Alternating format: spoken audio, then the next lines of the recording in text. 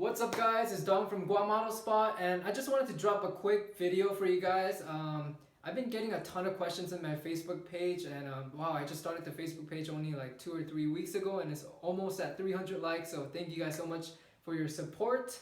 And like I said, I've been getting so much questions specifically regarding vehicle trade-ins. I know it could be confusing for some of you guys and I totally understand, but that's why I want to make this very short video to explain the whole process of the vehicle trade-in, but it's actually very simple and you'll soon see why. So stick with me until the end of the video and yeah, let's get to it.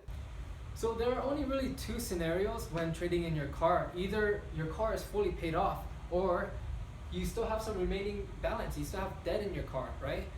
And we'll talk about both, but first let's talk about scenario number one. Here at scenario number one, let's say Mr. John has a 2009 Mitsubishi that is completely paid off, and he saw in the newspaper or ads whatever a brand new 2017 and he's like, oh crap, I think it's time for a freaking upgrade now. He deserves it, right? So this is how the whole process goes. He brings in his 2009 Mitsubishi that he wants to trade in, and we appraise the vehicle, and literally only takes 5 minutes. Like, we take a couple pictures, we check the engine, blah blah blah, and within 5 minutes we'll give you a dollar amount for your car that we want to pay you. So let's say, you know what, John, your car, I'll give you 15 G's for it. Boom, 15 G's. Now, if you were just selling your car, not trading it in, you would take that check for 15 grand and you walk out the door and have a good day, right?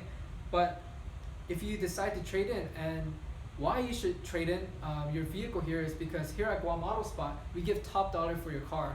And if you decided to trade in, we'll be like, you know what, 15 grand, that's the KBB book value, whatever. But if you do decide to trade in, we'll give you, never mind that 15 grand, we'll give you 17 G's because you decided to do business with us, you became our family. So boom, instead of 15 grand, it became 17. And after that, you just follow the sales process, right? You have the car that you had in mind, right? And we follow a very simple formula, check it out. The cost of the new car, which was 25 grand, right? This brand new 2017, minus the dollar value we give your trade-in equals the actual cost of the new car. Simple, right? So if we were to break it down, the brand new car that you wanted was 25 grand, and then subtracted by the dollar amount we gave you for your trade-in, 17 G's, equals the actual cost, which is only 8 grand. So really, with your trade-in, you're only paying 8 G's for a brand new car. And scenario number one, just complete like that.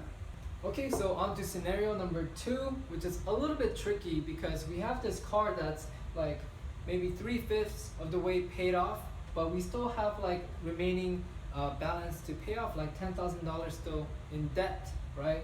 So in this scenario, there could be two cases, is where your trade-in could have a positive equity or it could have a negative equity. So when the dollar amount we give you for your car, the dollar amount, if it's greater than the debt, that means you're at a positive equity. But if the dollar amount is smaller than the debt, that means you have negative equity. And I know it's a little bit confusing when I say it like that, but I'll give you a visual right now. So let's just say Sally came in with her 2014 Camry and she wants to trade in because, I don't know, she's having some issues, whatever. And she would come in, same as John. I would appraise her vehicle, snap pics, check out the engine, check out the miles, and within 5 minutes I give her a dollar value. And we're like, hey Sally, you know what? We'll give you 20 grand for your vehicle. And we already know, since the dollar amount is greater than the debt, we're at a positive equity already, right? So our debt cannot just disappear, right? So we have to minus our debt. We gotta subtract that debt off and take care of it, right? So 20,000 minus $10,000 of debt, we have a remaining positive equity of $10,000. So we go, it's the same process, she wants that brand new 2017 Mitsubishi or GMC, right? So in the case of positive equity, the cost of the new car was 25 grand, right? Minus the formula, remember, dollar value of trade, which was now 10,000, not 20,000, because we had that debt to take care of, right? So it equals to, the actual cost is now 15, not 25, thanks to your trade-in. Your debt is taken care of, and you only pay $15,000 for a brand new 2017, whatever you wanted to get. So let's talk about the negative equity section, which is it's very simple too. Alright, let me set this up real quick. Okay. Alright, so let's just say we're at a negative equity. That just means the amount we give you is, the debt is graded pretty much, right? And maybe you drove the car pretty bad, it has big dents and scratches, and there just has to be a lot of work done, and you just want to get out of that car. So we're like, hey, Sally, for your 2014 Camry, we're gonna give you $8,000. So already from this, we already know, since the dollar amount is smaller than the debt, we're at a negative equity, right? So we subtract the debt of 10K,